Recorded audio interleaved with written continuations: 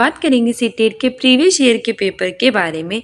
ये हमारा 11/1/2023 को एग्ज़ाम हुआ था। इससे पहले मैंने इसके काफ़ी वीडियोस बना रखे हैं, ना देखे हो तो देख लेना। सबसे पहले हमारा चाइल्ड डेवलपमेंट एंड पेडागोजी आता है और उसका पहला क्वेश्चन कह रहा है कि शारीरिक विकास के संदर्भ में बच्चे ड्रेस पहले हासिल करते हैं, फिर ड्रेस के कौशल सीखते हैं। In the context of physical development children acquire dress before achieving the capacity to use dress. Option A है स्थूल गति कौशल, सूक्ष्म मांसपेशियों के इस्तेमाल, gross motor skills, fine muscles. Option B है सूक्ष्म गति कौशल, स्थूल मांसपेशियों के इस्तेमाल, fine motor skills, gross muscles. Option C है भाषा विश्लेषणात्मक तर्क, लैंग्वेज एनालिटिकल रीजनिंग। और ऑप्शन डी है विश्लेषणात्मक तर्क, भाषा एनालिटिकल रीजनिंग, लैंग्वेज। सही आंसर हो जाएगा इसमें हमारा ऑप्शन ए। ठीक है, शारीरिक विकास के संदर्भ में जो बच्चे होते हैं वो पहले स्थूल गति कौशल को सीख लेते हैं और उसके बाद वे सूक्ष्म मांसपेशियों का इस्तेमाल है उसके कौशल को वो सीखते हैं।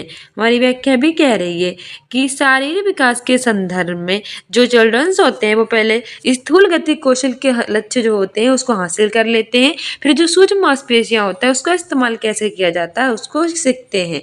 स्थूल गति कौशल आमतौर पर बच्चों का जो गत्यात्मक विकास है उसके हिस्से के रूप में शेषावस्था और प्रारंभिक बाल्यावस्था के दौरान हासिल की जाने वाली क्षमताएं हैं। स्थूल गति कौशल क्या है? आमतौर पर जो बच्चे होते हैं वो गत्यात्मक विकास के हिस्से के रूप में जो शेषावस्था और जो प्रारंभिक बाल्यावस्था होती है उसके दौरान हासिल की जाने वाली क्या होती है? क्षमताएं। जैसे इन क्षमताओं में क्या होता है? बच्चों का खड़े होना, उनका चलना, उनका दौड़ना, उनका कूदना और सीढ़ियों को चढ़ना आदि। ठीक है, तो आपसे पूछ लेगा कि स्थूल गति कौशल में बच्चे कौन कौन सी गतिविधियां सीखते हैं, जैसे खड़े होना, चलना, दौड़ना, कूदना, सीढ़ियां चढ़ना, ये सारी। जबकि जो सूक्ष्म गति कौशल होता है उसमें किसी मांसपेशियों के प्रयोग किया जाता है, छोटी मांसपेशियों का। ठीक है, और इसके द्वारा शरीर के विभिन्न अंगों में होता है। समन्वय को संदर्भित करते हैं जो शरीर के विभिन्न अंगों में होता है, जैसे कि उंगलियों और अंगूठों का प्रयोग करना, रेत में पैर की उंगलियों को हिलाना। ठीक है, ये सारी होते हैं गतिक कौशल के उदाहरण। ठीक है, सूक्ष्म गतिक कौशल के।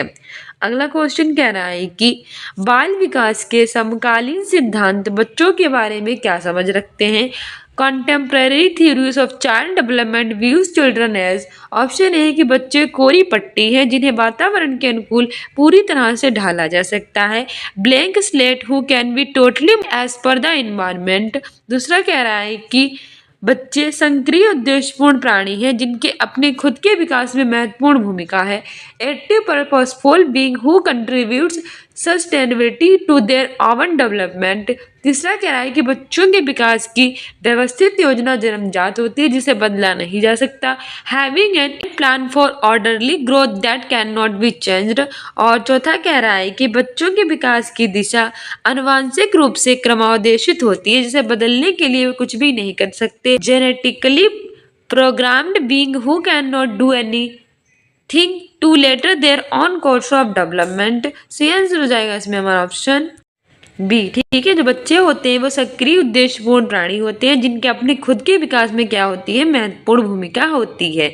आगे बढ़ते हैं, हमारी व्याख्या कह रही है कि बाल विकास के समकालीन सिद्धांत बच्चों के बारे में समझ रखते हैं कि बच्चे कैसे होते हैं? सक्रिय उद्देश्यपूर्ण प्राणी होते हैं जिनकी अपनी खुद के विकास में क्या होती है? महत्वपूर्ण भूमिका होती है। बाल विकास के समकालीन परिप्रेक्ष्य बाल्यावस्था को एक विशिष्ट सांस्कृतिक और सामाजिक संरचना मानते हैं। अगला क्वेश्चन कह रहा है कि which of the following statement is correct in the context of development, यानी विकास के संदर्भ में इनमें से कौन सा कथन सही है? ऑप्शन ए है कि विकास केवल पर्यावरणीय कारकों पर निर्भर करता है। Development depends only on environment factors. गलत हो जाएगा, क्योंकि आप जैसे जानते हैं कि जो डेवलपमेंट होता है वो एनवायरमेंट और हेरिडिटी दोनों से इफेक्ट होता है, ना कि केवल एक से। तो इसमें केवल पर्यावरण देखा था, इसमें केवल पर्यावरण था, इसलिए गलत हो जाएगा। अगला क्वेश्चन कह रहा है, अगला ऑप्शन है कि विकास केवल आनुवांशिक कारकों पर निर्भर करता है। Development depends only on the heredity factor. ये भी गलत हो जाएगा, क्योंकि सिर्फ हेरिडिटी या सिर्फ एनवायरमेंट होगा नहीं, बोथ होगा। बोथ होगा। तीसरा कह रहा है कि विकास कम समय के लिए होने वाला अस्थायी परिवर्तन है। Development is a temporary change of short duration. ये भी गलत है क्योंकि विकास जानते हैं आप जीवन पर्यंत होता है, जीवन भर चलता रहता है, ये नहीं होता कि कम समय के लिए हो, तो ये भी गलत है। और चौथा कह रहा है कि विकास समग्र और व्यवस्थित रूप से निरंतर होता रहता है। Development continues in a holistic and systematic manner. तो सही आंसर हमारा ऑप्शन डी ही हो जाएगा, क्योंकि डेवलपमेंट होता है वो समग्र और व्यवस्थित रूप से लगातार होता रहता है। हमारी व्याख्या भी कह रही है कि विकास यानी कि जो डेवलपमेंट है वो समग्र और व्यवस्थित तरीके से लगातार होता रहता है। ये कथन विकास के बारे में बिल्कुल सही है, क्योंकि विकास जो है डेवलपमेंट वो है ये शारीरिक वृद्धि के रुक जाने के बाद भी क्या होता है, चलता रहता है। बल्कि कहे कि जन्म से लेकर स्टार्ट हो जाता है और मृत्यु के बाद तक ये चलता रहता है। ये लगातार चलने वाला होता है, सुसंगत परिवर्तनों की एक श्रृंखला होती है। ठीक है, डेवलपमेंट जो होता है वो पर्यावरण और हम हेरिडिटी दोनों से इफेक्ट होता है और ये जीवन में चलने वाली प्रक्रिया है। अगला क्वेश्चन कह रहा है कि प्रतीकों के निर्माण और उपयोग करने की क्षमता देश की एक प्रमुख उपलब्धि है। The ability to form and use symbols is a major accomplishment of. Option A है संवेदी पेशी अवस्था, sensory motor stage. Option B है पूर्व संक्रियात्मक अवस्था, pre operational stage. Option C है मूर्ण संक्रियात्मक अवस्था, कॉन्क्रीट ऑपरेशनल स्टेज। और ऑप्शन डी है फॉर्मल ऑपरेशनल स्टेज यानी कि अमूर्त संक्रियात्मक अवस्था। सही आंसर हो जाएगा हमारा option B pre operational stage यानी कि पूर्व संक्रियात्मक अवस्था। प्रतीकों का निर्माण और उपयोग करने की जो क्षमता होती है वह पूर्व संक्रियात्मक अवस्था की एक प्रमुख उपलब्धि होती है। हमारी व्याख्या भी कह रही है कि प्रतीकों के निर्माण और उपयोग करने की क्षमता पूर्व संक्रियात्मक अवस्था की एक प्रमुख क्या है, उपलब्धि है। संज्ञानात्मक विकास का ये चरण कब से कब तक होता है, 2 से लेकर 7 वर्ष की आयु तक होता है। और इसकी अन्य विकास संबंधी तथ्य ये हैं कि बच्चों में स्मृति, जिज्ञासा और कल्पना का ये विकास करते हैं। क्या करते हैं, बच्चों में स्मृति यानी मेमोरी का, जिज्ञासा यानी क्यूरियोसिटी का और कल्पना यानी कि इमेजिनेशन का क्या करते हैं, विकास करते हैं। वे चीजें जो प्रतीकात्मक रूप से समझाने में सक्षम होते हैं, जैसे घर घर खेलना, चाय पार्टी करना आदि, ये सब भी ये करने लगते हैं कि घर घर खेलने लगते हैं, चाय पार्टी करने लगते हैं। बच्चे तो ऐसे बचपन में करते ही है ना, तो ये सारी प्रतीकात्मक रूप से समझने में क्या हो जाते हैं, सक्षम। इसके अतिरिक्त सोचना उदासीन होता है, दूसरों के बारे में उनके दृष्टिकोण पर विचार नहीं करते हैं। सोचना क्या होता है, उदासीन, और दूसरों के बारे में उनके दृष्टिकोण पर क्या नहीं करते हैं, विचार नहीं करते हैं।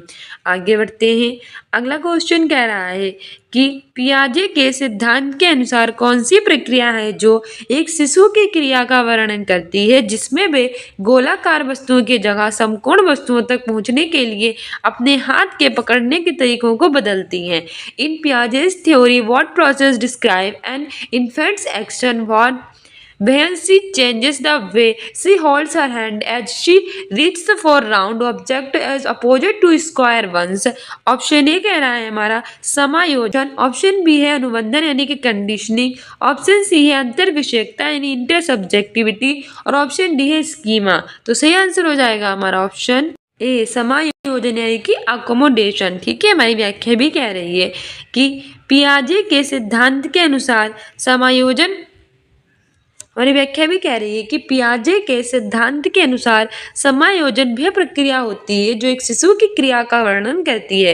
पियाजे के सिद्धांत के अनुसार समायोजन कौन सी प्रक्रिया है, वह प्रक्रिया जो एक शिशु की क्रिया का वर्णन करती है, जिसमें वह गोलाकार वस्तुओं की जगह कौन सी वस्तुओं के पहुंचने के लिए अपने हाथ को पकड़ने के तरीकों को बदलता है, समकोण वस्तुएं। ठीक है, समायोजन में नई जानकारी को समझने के लिए मौजूदा स्कीमा का संशोधन शामिल है। समायोजन अच्छा होता है क्या है, इसमें क्या किया जाता है कि कोई नई इन्फॉर्मेशन होती है उसको समझने के लिए जो वर्तमान की इन्फॉर्मेशन होती है उसमें संशोधन शामिल किया जाता है। ठीक है, इसमें पूरी तरह से एक नया स्कीमा बनाना शामिल हो सकता है। अगला क्वेश्चन कह रहा है कि लॉरेंस कोहलबर्ग के अनुसार किस स्तर पर व्यक्तिगत आवश्यकताओं की संतुष्टि नैतिक चयन को निर्धारित करती है। According to Lawrence Kohlberg at which stage the satisfaction of personal needs determines moral choice। Option A है विनिमय उद्देश्य अभिविन्यास, इंस्ट्रूमेंटल पर्पस और इंटेंशन। ऑप्शन बी कह रहा है कि सजा व आज्ञा पालन अभिविन्यास, पनिशमेंट एंड ऑबिडेंस और इंटेंशन। तीसरा कह रहा है कि सार्वभौमिक नैतिक सिद्धांत अभिविन्यास, यूनिवर्सल एथेटिकल प्रिंसिपल्स और इंटेंशन। और चौथा कह रहा है कि अच्छा लड़का अच्छी लड़की अभिविन्यास, good girl good boy good boy, good girl और इंटेंशन। तो सही आंसर हो जाएगा इसमें हमारा ऑप्शन ए। ठीक है, विनिमय उद्देश्य अभिविन्यास। हमारी व्याख्या भी कह रही है कि किसी व्यक्ति की सही और गलत, विवेक, नैतिक और जो धार्मिक मूल्य होते हैं, इसके अतिरिक्त समाज के दृष्टिकोण, व्यवहार की अवधारणाएं के क्रमिक गठन को हम नैतिक विकास यानी कि मोरल डेवलपमेंट कहते हैं। नैतिक व्यवहार जो होता है वो जन्मजात नहीं होता है, नैतिक व्यवहार जन्म लेते ही नहीं स्टार्ट होता है, बल्कि इसे समाज के परिवेश से सीखा अर्जित किया जाता है। हम क्या करते हैं कि समाज में जैसे जैसे लोगों के बीच जाते हैं, जैसे जैसे उठते बैठते हैं, जो भी क्रियाएं करते हैं, उनके द्वारा हम क्या करते हैं कि समाज के परिवेश से हम इसे अर्जित करते हैं या फिर सीखते हैं नैतिक व्यवहार को। ठीक है, जन्म लेते ही हमारे अंदर डेवलप नहीं होता है। लॉरेंस कोहल वर्ग के अनुसार विनिमय उद्देश्य विन्यास स्तर पर जो व्यक्तिगत यानी व्यक्ति की अपनी आवश्यकताएं होती हैं, उनकी संतुष्टि नैतिक चयन को क्या करती है, निर्धारित करती हैं। लॉरेंस कोहल वर्ग के द्वारा 1958 में नैतिक विकास सिद्धांत को प्रस्तावित किया गया था, जिसे इन्होंने 3 स्तरों तथा 6 चरणों में वर्गीकृत किया है। चरण निम्न, कितने स्तरों में, ये मोस्ट इंपॉर्टेंट है, कितने स्तरों में बांटा, 3 स्तरों में। तीनों स्तरों के कितने चरण थे, 2 चरण थे। इस तरह के 3 चरणों को चरण हो गए। ठीक है, पहला चरण है कि सज्जा और आज्ञा पालना विन्यास, दूसरा है विनिमय उद्देश्य विन्यास, तीसरा है अच्छा लड़का अच्छी लड़की विन्यास, चौथा है कानून और व्यवस्था विन्यास, पांचवा है सामाजिक अनुबंध कानूनी विन्यास और छठा है सार्वभौमिक नैतिक सिद्धांत विन्यास। तो आपसे पूछा जाएगा एग्जाम में कितने विन्यास है, तो इनके 6 हैं। ठीक है, 3 इनके स्तर है, उनके 6 चरण है। पहला है इसका सजा और आज्ञापालिता, दूसरा है विनिमय उद्देश्य, तीसरा है अच्छा लड़का अच्छी लड़की, चौथा है कानून और व्यवस्था, पांचवा है सामाजिक अनुबंध कानूनी अभिविन्यास और छठा है सार्वभौमिक नैतिक सिद्धांत अभिविन्यास। आगे बढ़ते हैं।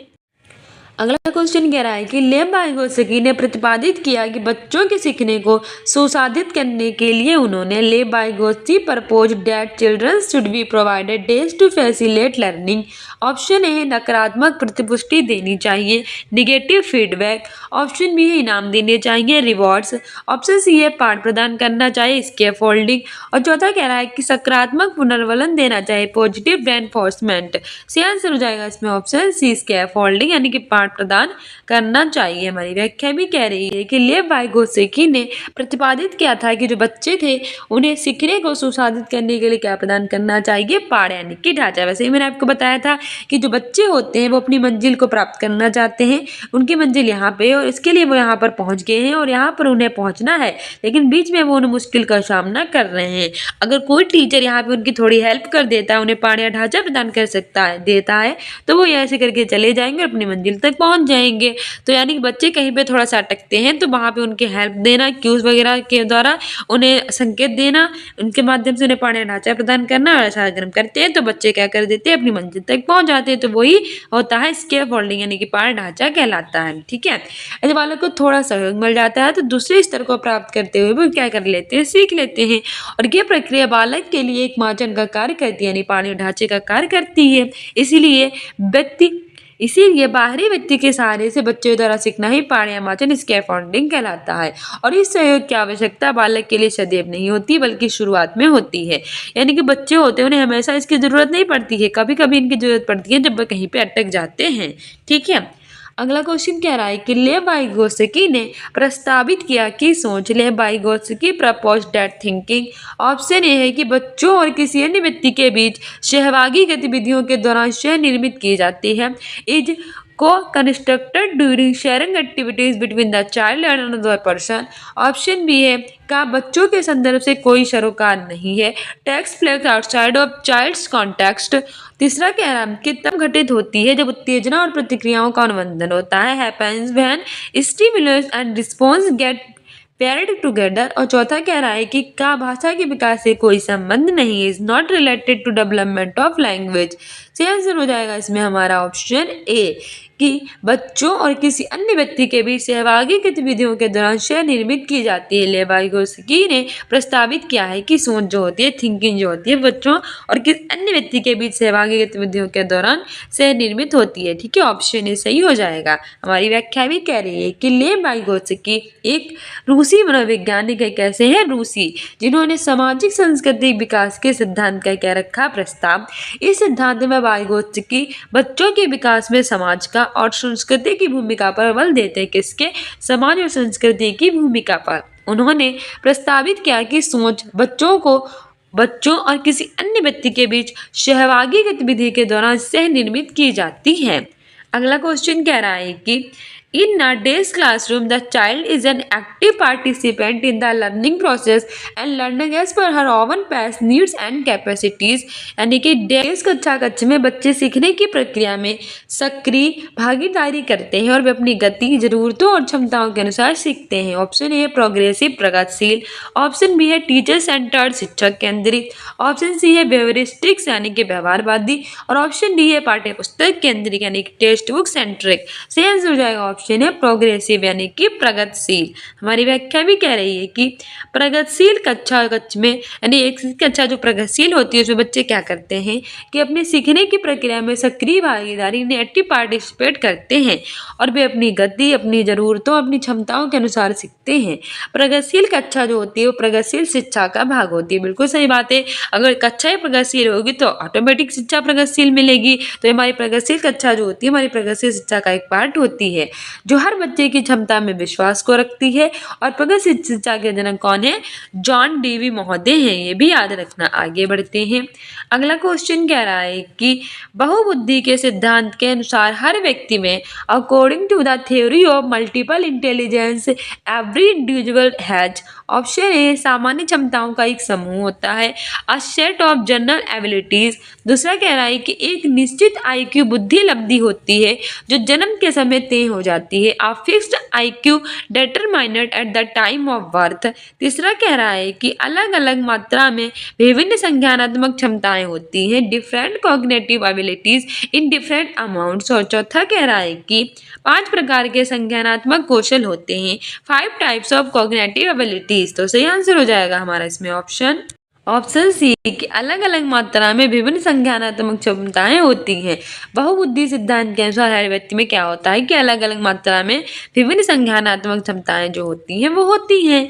हमारी व्याख्या भी कह रही है कि बहुबुद्धि सिद्धांत जिसमें 8 अलग अलग प्रकार की बुद्धि होती है, एक अमेरिकी मनोवैज्ञानिक हार्वर्ड गार्नर के द्वारा प्रस्तुत किया गया था। सबसे पहले पूछेगा कि बहुबुद्धि सिद्धांत किसने दिया था? तो हार्वर्ड गार्नर ने दिया था। इन्होंने इसमें कितने प्रकार की बुद्धि दी थी? 8 प्रकार की बुद्धि दी थी।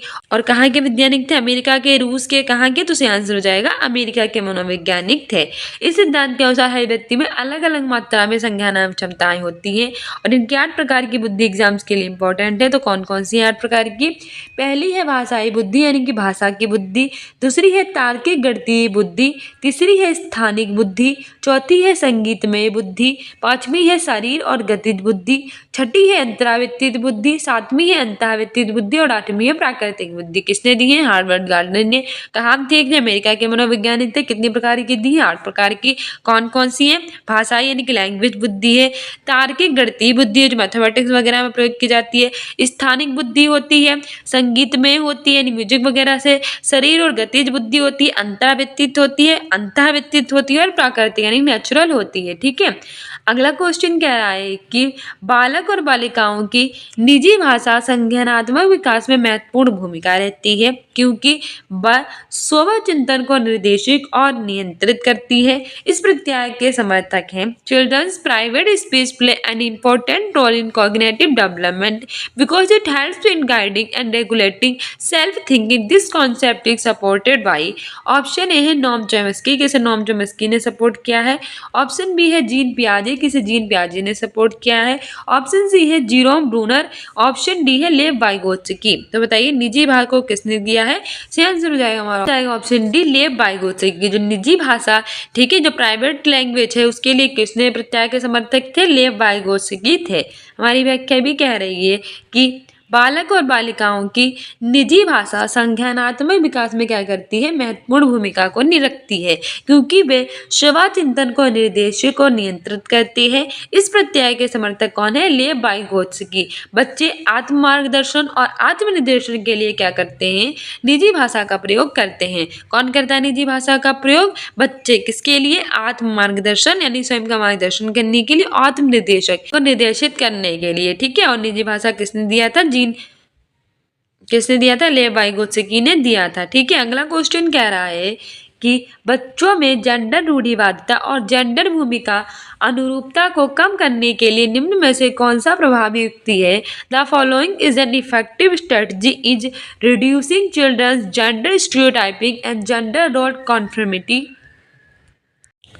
ऑप्शन ए है कि जेंडर पृथक बैठने की व्यवस्था करना, gender segregated setting arrangement. Option B है जेंडर विशिष्ट भूमिकाओं पर ध्यान देना, focusing upon gender specific roles. Option C है जेंडर पृथक खेल समूह बनाना, जेंडर सेग्रेटेड प्ले ग्रुप। और ऑप्शन डी है कि जेंडर संबंधित जो पूर्वग्रह हैं उन पर चर्चा करना, डिस्कशन अबाउट जेंडर वाइसेस। सही आंसर इसमें हमारा हो जाएगा ऑप्शन डी। ठीक है, डिस्कशन अबाउट जेंडर वाइसेस यानी जेंडर संबंधित जो पूर्वग्रह हैं उस पर चर्चा करना। हमारी व्याख्या भी कह रही है कि जो चिल्ड्रंस होते हैं उनमें जेंडर यानी कि रूढ़िवादिता और जेंडर भूमिका के अनुरूपता है उसको कम करने के लिए हम क्या कर सकते हैं कि जेंडर संबंधित जो पूर्वग्रह है उस पर चर्चा कर सकते हैं। ठीक है, बहुत ही प्रभावी युक्ति है।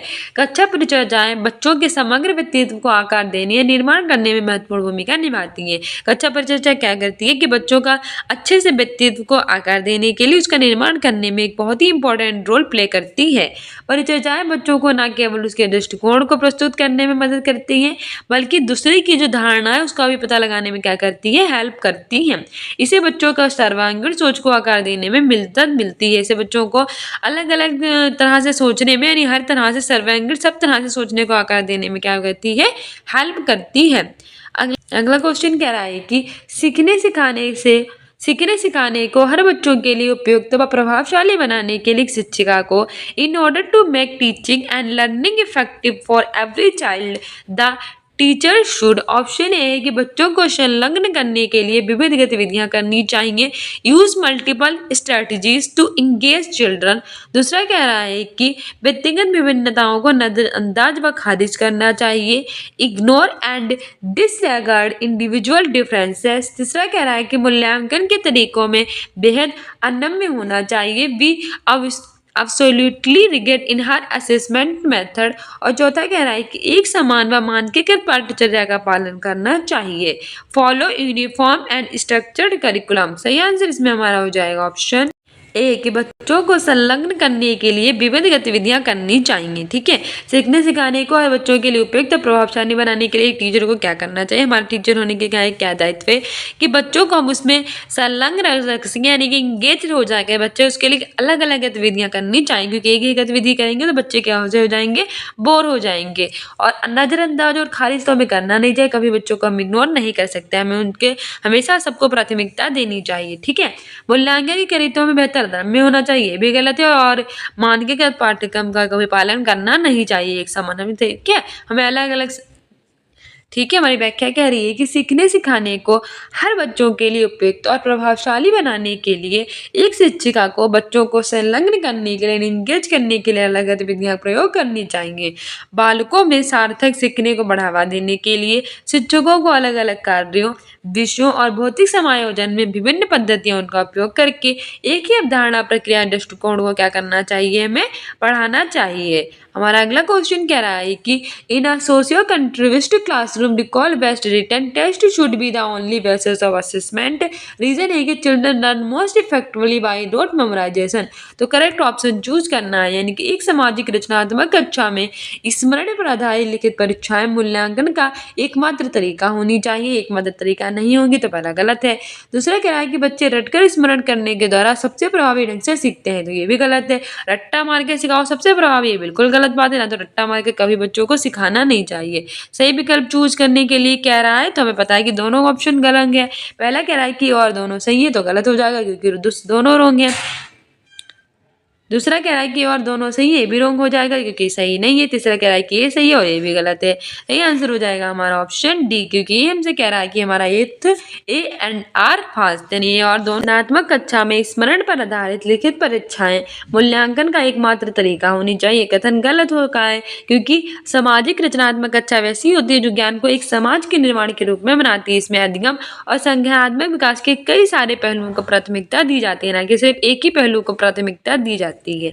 ठीक है, ऐसी कक्षा में ऐसी कक्षा में सहयोगी प्रायोजित परियोजनाएं छात्रों के अधिगम के मूल्यांकन के लिए क्या होती है, एक प्रभावी मूल्यांकन उपकरण हो सकती हैं तथा बच्चे रटकर स्मरण करने के द्वारा सबसे प्रभावी ढंग से सीखते हैं। ये तर्क पूरी तरह से गलत, क्योंकि रटकर याद करवाना कोई समस्या का सोल्यूशन नहीं है। हमें हमेशा चीज़ों को समझना चाहिए कि ना कि रटकर चाहिए, ठीक है, क्योंकि रटकर याद रखना सीखने का प्रभावी तरीका नहीं होता और इसके द्वारा सीखा गया जो ज्ञान होता है वो समय के अनुसार कम होता चला जाता है। आपने देखा होगा कि बचपन में अगर आपने कोई क्वेश्चन रटा है तो आगे चल के आप उसे भूल गए होंगे, जबकि अगर कोई आपने समझा है तो अभी तक वो आपको याद होगा।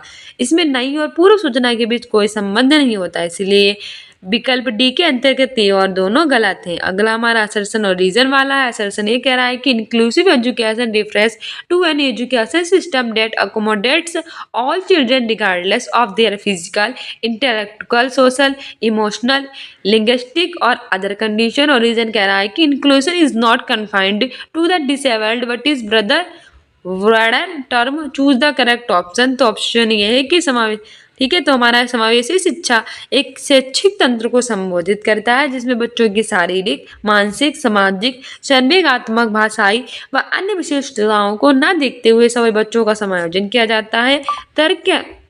तर्क कह रहा है कि समावेशन एक व्यापक दर्शन है जो केवल दिव्यांग बच्चों तक सीमित नहीं। तो इसमें से हमें सही विकल्प चूज करना है, ठीक है। पहला कह रहा है कि दोनों सही है और सही व्याख्या कर रहा है। दूसरा कह रहा है कि दोनों सही है लेकिन व्याख्या नहीं कर रहा है। तीसरा कह रहा है कि ये सही है लेकिन आर गलत है। चौथा कह रहा है कि दोनों गलत हैं। सही आंसर हो जाएगा इसमें हमारा ऑप्शन ए कि both A and R true and R is the correct explanation of A and के, और दोनों सही है और आर क्या कर रहा है, सही व्याख्या कर रहा है। हमारी व्याख्या भी कह रही है कि समावेशी शिक्षण ऐसे शैक्षिक तंत्र को संबोधित करता है जिसमें बच्चों की शारीरिक, मानसिक, सामाजिक, संवेगात्मक, भाषाएं और अन्य विशेषताएं उनके ना देखते हुए सभी बच्चों का क्या किया जाता है, समायोजन। क्योंकि समावेशन जो होती है वो एक व्यापक दर्शन होती है जो केवल तहाँ तक सीमित नहीं होती है, केवल दिव्यांग बच्चों तक सीमित नहीं होती है। समावेशी शिक्षण के अंतर्गत शारीरिक रूप से बाधित बालक तथा सामान्य बालक साथ साथ क्या करते हैं कि सामान्य शिक्षा में शिक्षा को ग्रहण करते हैं। इसीलिए ए और दोनों सही है और एक ही सही व्याख्या कर रहा है। सो डियर स्टूडेंट्स, ये था हमारे सीटेट का प्रीवियस ईयर का पेपर जो आपके एग्जाम्स के लिए इंपॉर्टेंट था। ये 11/1/2023 का पेपर था। इससे पहले मैंने इसके काफ़ी पेपर करा दिए हैं, ना देखे हैं तो प्लेलिस्ट में जाकर देख सकते हैं। साथ ही आप स्टूडेंट्स इन अकेडमी को इंस्टाग्राम और फेसबुक पे फॉलो कर सकते हैं, कम्युनिटी पोस्ट में आंसर दे सकते हैं। 10 बजे करंट अफेयर कराते हैं उसे देख सकते हैं। सुबह 8 बजे प्राइमरी लेवल के और रात 8 बजे जूनियर लेवल के सीटेट के प्रीवियस ईयर पेपर कराते हैं उन्हें देख सकते हैं। मिलते हैं इस वीडियो में। Keep loving, keep watching, keep sharing. Thank you, bye.